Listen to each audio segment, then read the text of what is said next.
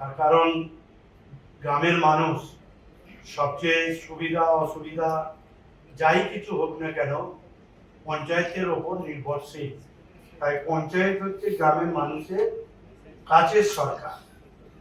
এই সরকারকে তিনটি ভাগে ভাগ হয়েছে। আপনারা জানেন যে ক্ষমতার বিকেন্দ্রীকরণের জন্য জেলা পরিষদ, পঞ্চায়েত সমিতি, পঞ্চায়েত আমাদের ভাগ হয়েছে এবং পঞ্চায়েত ব্যবস্থা যত দিন গেছে প্রতিটি রাজ্য সরকার, এর আগেও যারা সরকারে ছিলেন এবং কেন্দ্রীয় সরকার পঞ্চায়েত দপ্তরের ওপর বেশি গুরুত্ব আরোপ করছে।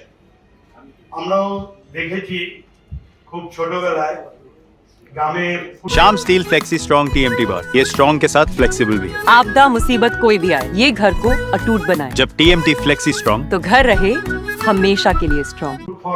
ছিল কাজের বিনিময়ে খাদ্য, তখন একটি দুটি প্রকল্প ছিল, কিন্তু এখন পঞ্চায়েত ব্যবস্থা এত প্রকল্প বেড়েছে এবং সমস্ত প্রকল্পগুলো রূপায়ণের ক্ষেত্রে দেখা যাচ্ছে পঞ্চায়েতের উপরই বেশি নির্ভরশীল হয়ে উঠছে।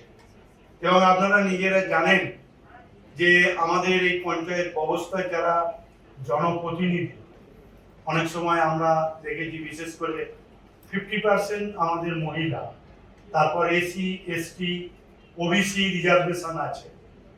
এবং আমরা অনেক সময় দেখি আমাদের রাজনৈতিক স্বার্থে এমন একটি ये स्टाइल का मामला है। रूपा फ्रंटलाइन।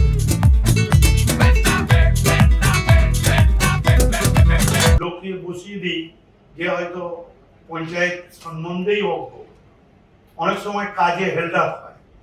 আমরা দেখতে পাই যে দেখা যাচ্ছে যে প্রধান তিনি অনেক সময় অনেক কিছু জানেন না, সেক্রেটারি বা আমাদের এনএস বা আমাদের যারা পঞ্চায়েত স্টাফেরা রয়েছে বোঝাবার চেষ্টা করলো তিনি বোঝেন না, এরকম অনেক সময় রয়েছে। তাই এগুলোকে সচল করার জন্য আমাদের ট্রেনিং অবশ্যই প্রয়োজন।